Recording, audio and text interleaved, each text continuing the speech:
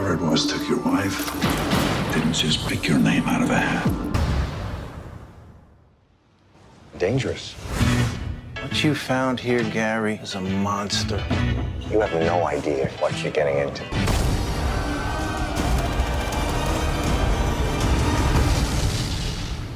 Your father had one final request, and we are going to honor it. He just wanted his kids under one roof. So for the next 7 days, you are all grounded.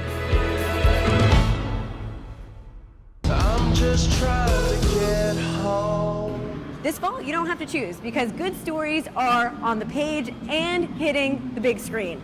I'm Carly Mallenbaum here on USA Entertainment Now with Brian Truitt. Now, Brian, I know on USA Today's top 10 books list, 8 of the titles are going to be on the big screen or the small screen or are already in theaters right now. Yep.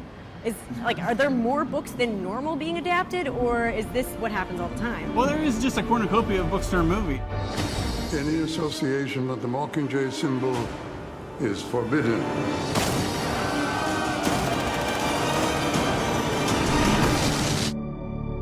I will.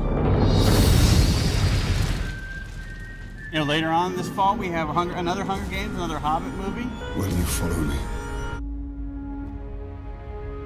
One last time. Before that, we have The Maze Runner by James Asher. I think everybody's trying to find that next YA craze. I tell you what, this is actually better than the Hunger Games. You are wrong. I'm not wrong. There's a maze, there is running, but this guy Thomas. There's got to be more than that. There is more than that. So Dylan O'Brien plays Thomas. Dylan O'Brien of Teen Wolf fame. He plays a boy who just kind of winds up in a whole bunch of village of other kids, kind of in a Lord of the Flies situation. And to survive and to leave, they have to get through this really deadly maze. Every morning when those doors open, the runners look for a way out. And no one has ever survived a night in the maze. What happens to them?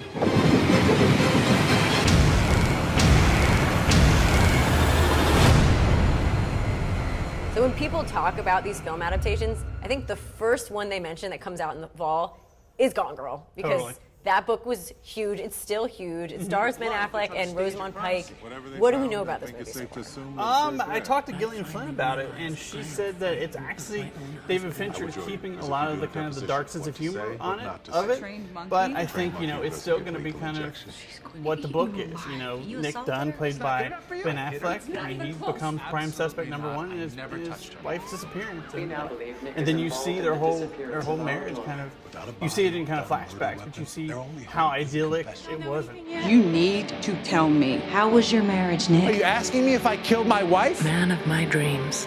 This man of mine may kill me. What about my son, Nick? This man may kill me. In her own words, this man may truly kill me. You ever hear the expression, the simplest answer is often the correct one? Actually, I've never found that to be true.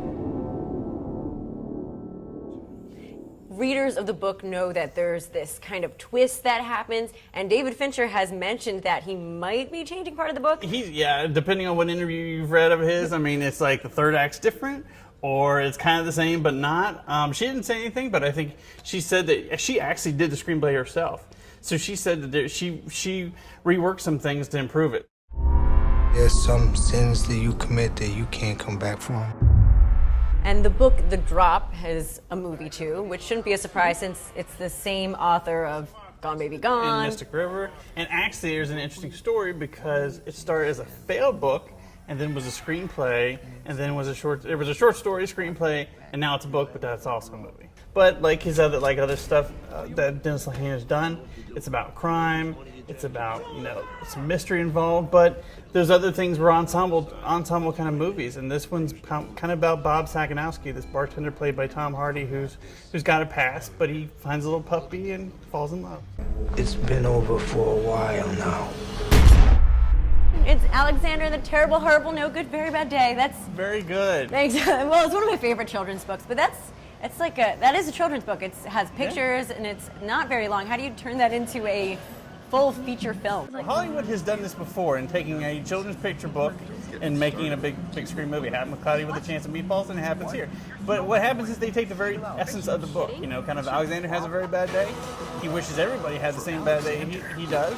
that his family has a very bad day too. So, I mean, kind of the essence of the movie's right there. And he has parents played by Steve Carell and Jennifer Garner, so that helps get some people in to see it. Yeah, totally. That gets the adults in. Is that a pirate's blouse? Yes, it is! That is so dope! I still have me arms! Awesome! Alexander and the terrible, horrible, no good, very bad day. So just to recap, there is a library of book titles being turned into movies this fall. You have your thriller, your young adult novel, your romantic story. There's your children's picture book being turned into a movie. There are so many options. Oh, hey, Brian. What are you doing here? I'm just being raised by Box Trolls. Actually, Box Trolls is another movie based on a book that's coming out in the fall, and I know you've written about a lot more of them. To read all about it, you know where to go. It's movies.usatoday.com.